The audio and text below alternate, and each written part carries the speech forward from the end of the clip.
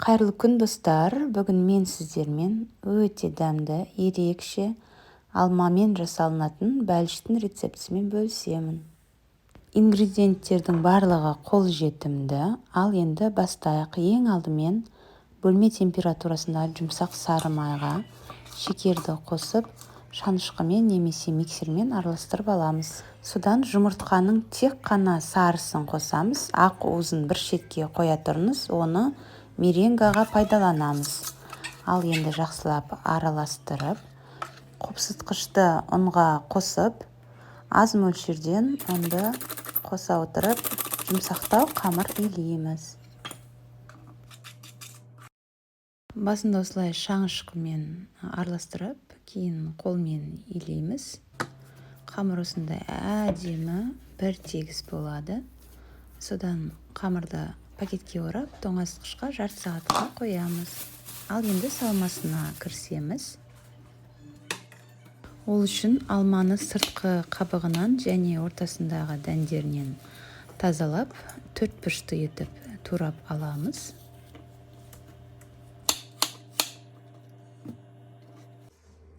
Ал енді табамызды отқа қойып, үстінен сары май салып, шекер қосып, араластырып, алманы саламыз.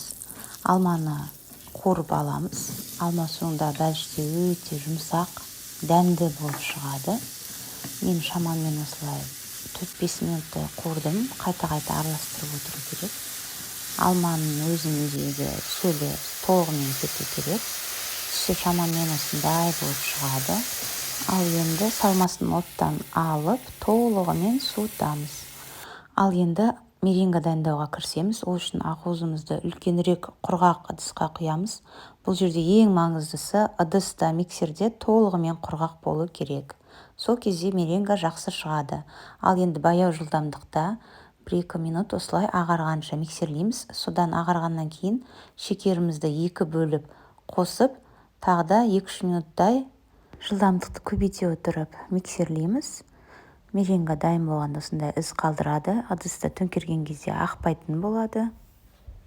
Бәліш піскеннен соң пішінін бұзып алмас үшін осындай түбі бөлек алынатын форма керек, немесе пергамент қағазын төсесеңіздер болады. Ал енді тоңазытқыштан қамырымызды алып, осылай қолымызбен жайып шығамыз. Шет-шеттерінде осындай видеодағыдай жасасаңыздар болады.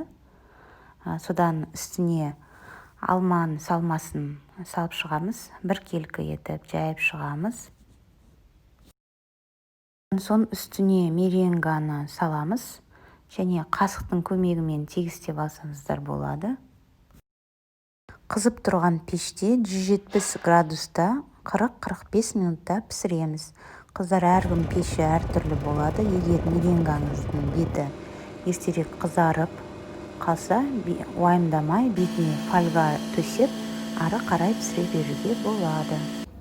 Менде 40 минутта пісті. Қыздар, енді дәмін айтып жеткізе алмаймын. Өте жұмсақ, тура бұлт сияқты үлпілдеп тұр. Міндетті түрде дайындауға кеңес беремін. Егер рецепт ұнаса, міндетті түрде маған пікір қалдырып, лайк басуларыңызды сұраймын. Арнама тіркелуді ұмытпаңыз.